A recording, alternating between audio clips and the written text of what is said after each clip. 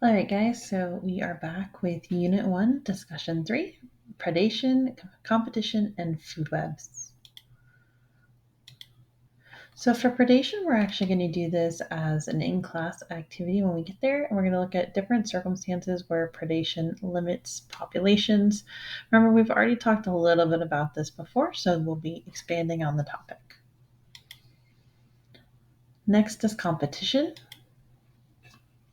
Competition occurs when two or more species require the same limited resources.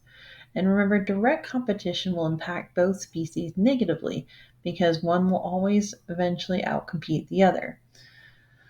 This can occur within a species or between species. So we call interspecific competition when this is competition between members of the same species, and this has a bigger impact on larger populations. And then we call it interspecific competition when we have competition between members of two different species. So intra in the same species, inter is between different. And then we also have invasive species. Remember, we talked about the alewife fish in the elkhorn slough. So invasive species can come in and cause competition and disturb that resource distribution. Human activity can also affect competition. It alters populations through pollution, habitat change or destruction, and then general increases in mortality rate, either through hunting, fishing, etc. So intergroups will look at how human activity affects population growth and then also population interactions with other species.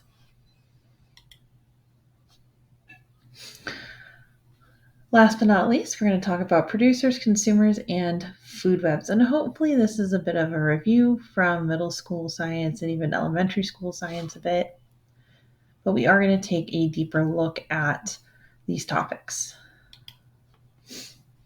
So producers are defined as organisms that create their own food. Typically, they convert light energy into chemical energy, and these are known as autotrophs. So a photoautotroph is going to use light energy to convert into a chemical, and this is like a plant doing photosynthesis. There are a couple subspecies that can do chemical conversion, so the chemoautotrophs, and these will actually convert chemical energy into other forms of energy for use. And so these will be the deep sea vent creatures or individuals living in very harsh environments that have those abilities. But these are typically plants, some single-celled organisms. The key thing to producers is that they create their own food, though. Consumers, on the other hand, must eat other organisms in order to obtain energy. These are known as heterotrophs, and these can include some groups of decomposers and detrivores who feed on dead organic matter, whereas most consumers will eat live or close to live. Humans cook their food, but we're the only ones. So when we talk about consuming other organisms, that can be eating plant matter, that can be consuming algae, just as much as it is eating rabbit or deer or whatever other animal is on the menu.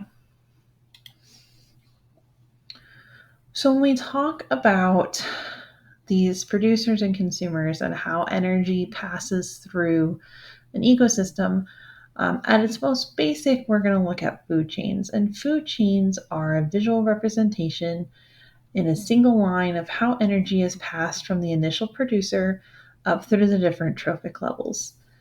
These are not very accurate or true to life because very few ecosystems have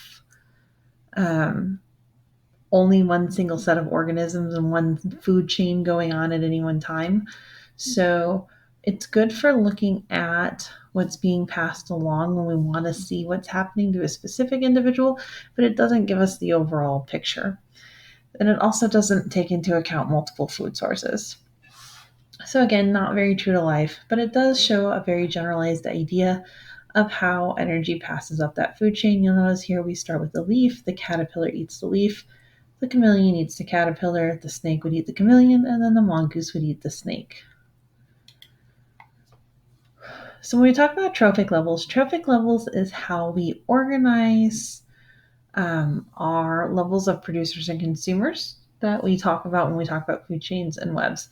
So at the bottom of our pyramid here, we've got our primary producers, and these are our autotrophs, and they provide 100% of the energy into the ecosystem.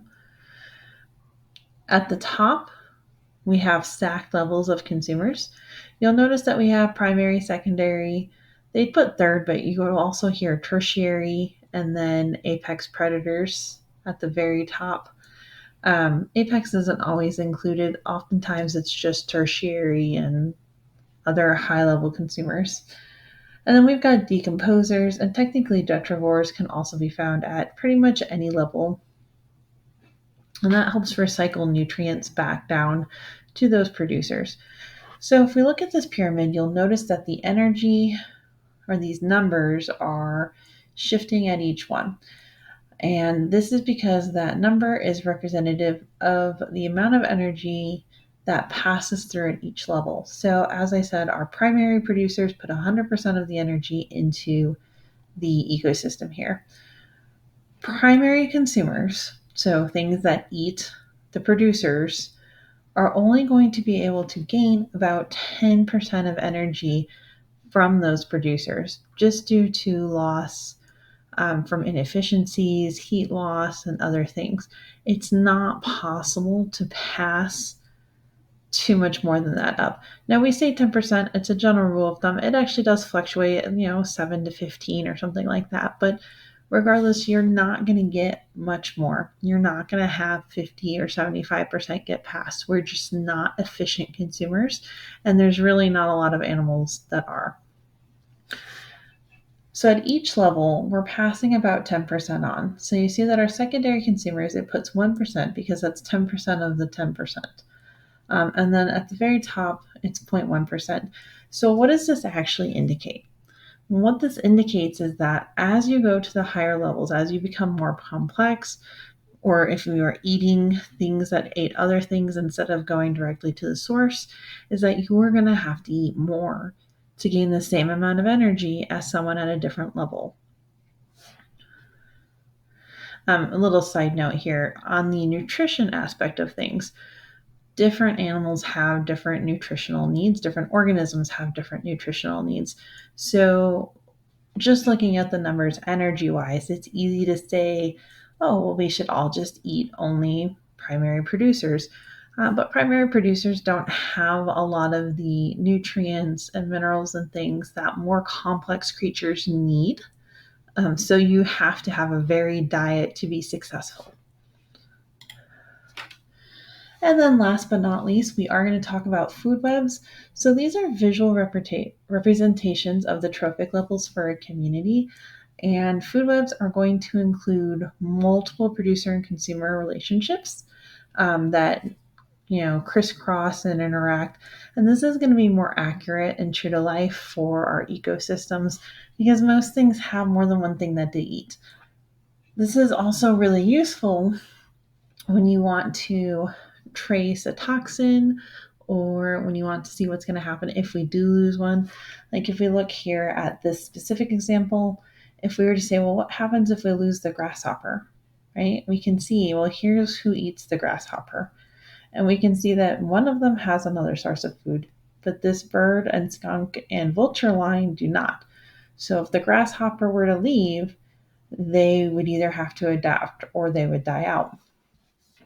Now, again, no one typically has only one thing that they eat, but it's good to look at. And in a more complex one, you would have many, many ties between all of these things.